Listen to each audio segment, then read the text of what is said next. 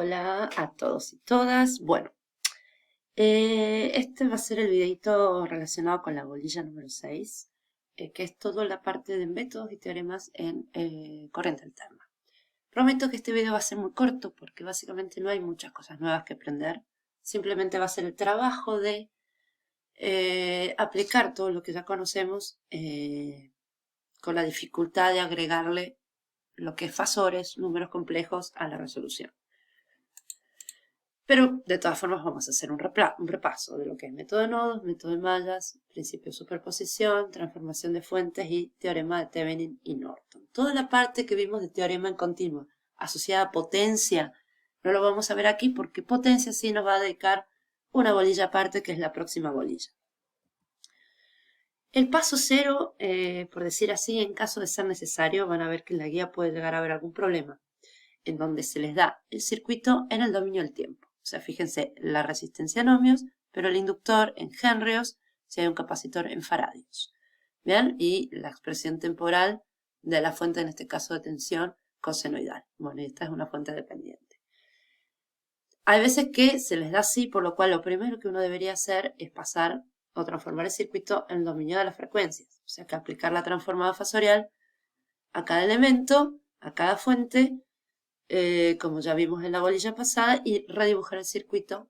Fíjense con las impedancias 10, J4 para este inductor, J2 ohmios y menos J 2,5 ohmios para este capacitor. La fuente pasó a ser 20 con un ángulo de 0, pueden escribir directamente 20 voltios, y la fuente dependiente, en este caso, bueno, depende de un fasor, en este caso IX, pero no cambia nada. Bien, veamos ¿qué nos decía el método de nodos? El método de nodos decía, bueno, primero ordene un poco el circuito, dibújelo claramente y marque los nodos esenciales. Luego elija entre todos los nodos esenciales el nodo de referencia.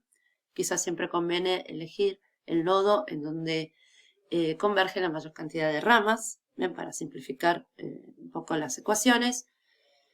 Definir o etiquetar el resto de las tensiones en el circuito de nodos y luego escribir una ecuación que es la suma de corrientes de Kirchhoff para cada nodo etiquetado. Y finalmente, bueno, si hay fuentes de tensión o fuentes dependientes, escribir cualquier variable desconocida adicional en función de estas tensiones de nodo y finalmente organizar las ecuaciones y resolver.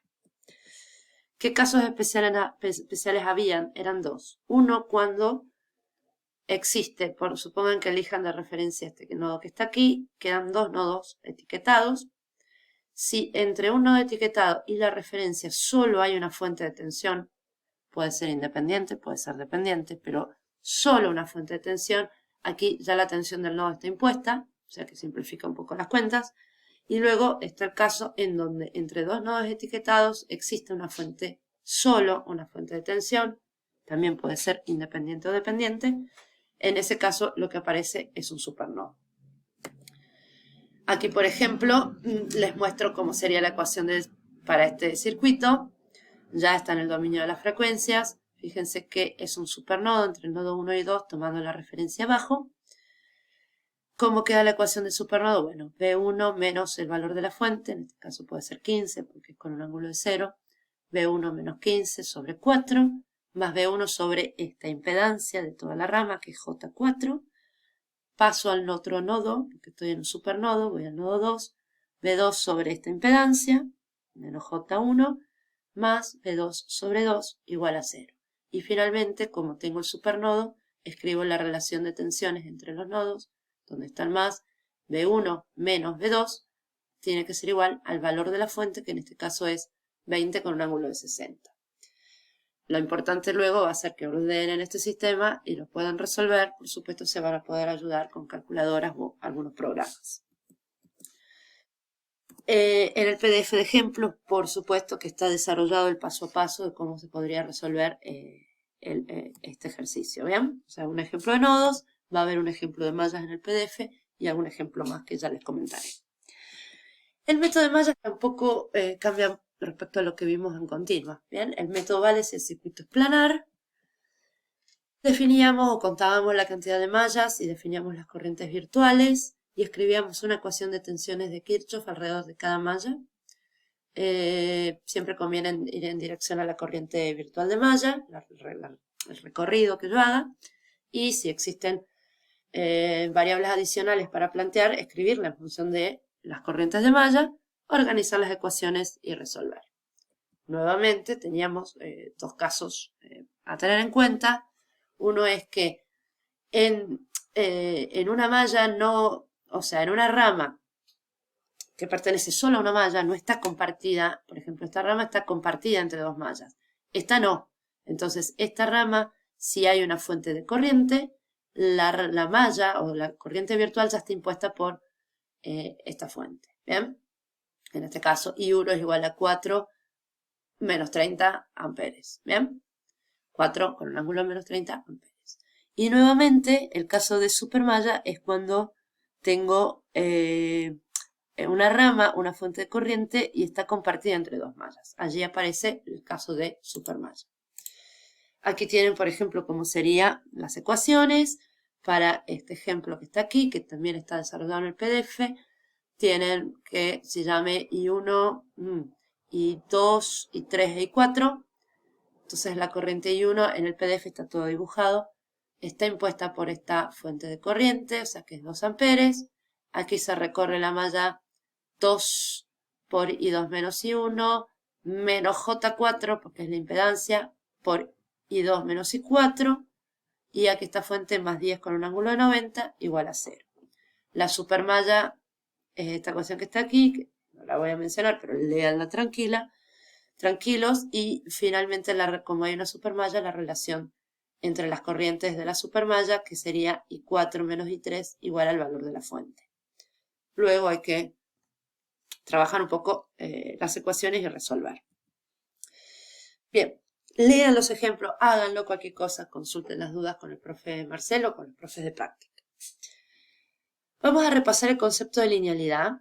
Dijimos que un circuito es lineal si está compuesto por fuentes independientes, fuentes dependientes lineales y elementos lineales. Un elemento es lineal, un pasivo va a ser lineal cuando existe una relación lineal entre la tensión y la corriente. Eso era muy obvio decirlo así cuando es una resistencia, porque básicamente uno ve la función lineal. Pero cuando ya trabajamos con inductores y capacitores, cuesta decir esta definición de linealidad, es decir, tiene que haber una relación lineal entre la tensión y la corriente, no es tan obvia cuando trabajamos con inductores y capacitores. De todas maneras, yo les adelanté antes que el elemento iba a ser lineal cuando cumpla con la homogeneidad y la superposición, ¿bien? O la aditividad. Bien, la aditividad me dice que si yo tengo dos excitaciones, por ejemplo, aplico a un inductor una corriente F, obtengo una tensión B, aplico al inductor otra corriente llamada G, encuentro una tensión dada, una nueva tensión. Cuando aplique la suma de las dos corrientes, lo que obtengo es la suma de las respuestas individuales. Bien, y la homogeneidad es lo mismo, pero multiplicado por una constante. Bien, repásenlo, esto seguramente lo vieron en álgebra.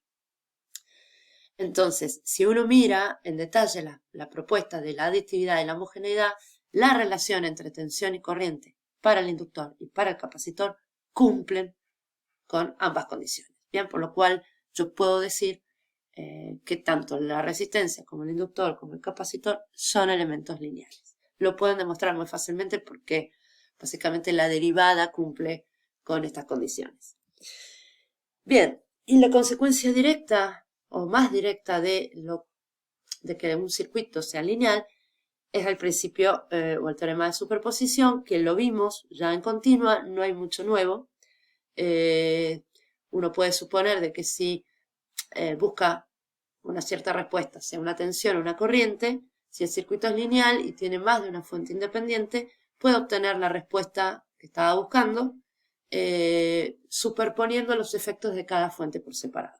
Bien, lo importante es no repetir el efecto de la fuente más de una vez y además, por ejemplo, tengo tres fuentes, no necesariamente tienen que ir tomando una a la vez, pueden tomar dos y una, cualquier combinación que les guste, mientras no repitan el efecto de la fuente más de una vez. Y recordar que en el caso de fuentes dependientes siempre estaban activas, ¿bien? Nunca se pasivaban o se desactivaban las fuentes dependientes. Ahí están los pasos, que son los mismos que vimos cuando vimos el principio de superposición en continuo. Esto no está desarrollado en el PDF, lo pueden hacer en clase, pregúntenlo, consúltenlo, pero sí les dejo los resultados. Fíjense que acá solo hay dos fuentes independientes, o sea que voy a hacer dos ensayos. Uno, pasivando la fuente de corriente, que va a ser un circuito abierto, por lo cual el circuito a analizar queda así. Y básicamente el problema pide encontrar I0, que es la corriente que circula por esta fuente. Aquí la he llamado I0'. Pueden usar cualquier método. Aquí lo he hecho por impedancia equivalente. Este es el resultado. Luego, en el otro caso hay que pasivar la fuente de tensión, que está desactivada como un cortocircuito, manteniendo la fuente de corriente. Aquí lo he resuelto por mallas. Y aquí tienen la solución de I02'. Y finalmente la superposición que me da este resultado.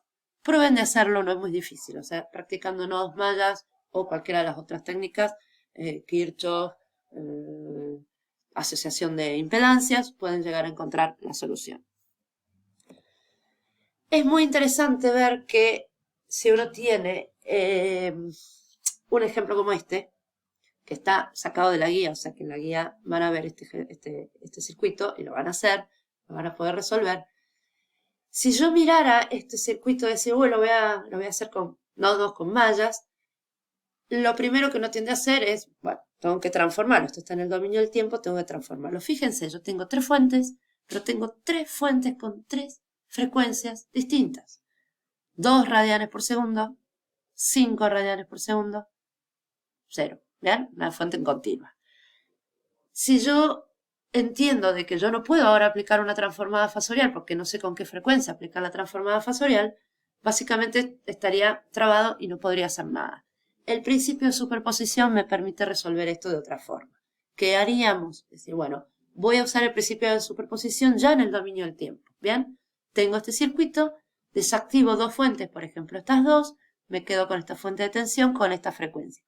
Aplico la transformada del circuito, busco las impedancias, resuelvo la variable que estoy buscando en el dominio de la frecuencia. O sea, voy a tener, por ejemplo, la tensión B0'. Bien, luego aplico la transformada inversa y ya tengo la B0' en el dominio del tiempo. Luego vuelvo al circuito original, pasivo la fuente de tensión, esta fuente de tensión continua, me quedo con esta nueva fuente con una nueva frecuencia. Vuelvo a aplicar transformada fasorial, vuelvo a resolver la variable que estoy buscando y aplico la transformada inversa para obtener la solución en el dominio del tiempo. Y hago lo mismo con la última fuente y luego lo que hago es superponer la solución en el dominio del tiempo. Si no tuviera el principio de superposición sería muy complicado resolverlo. Bien, esto facilita un montón las cuentas cuando, por ejemplo, tengo un circuito alimentado con fuentes de distintas frecuencias. Véanlo, lo van a hacer, lo van a tener que resolver. Cualquier cosa, por supuesto, lo pueden consultar. Bueno, voy a hacer una pausa aquí. Lo que nos queda va a ser un video muy cortito en donde vamos a repasar lo que es los teoremas de Thevenin y Norton y de transformación de fuente.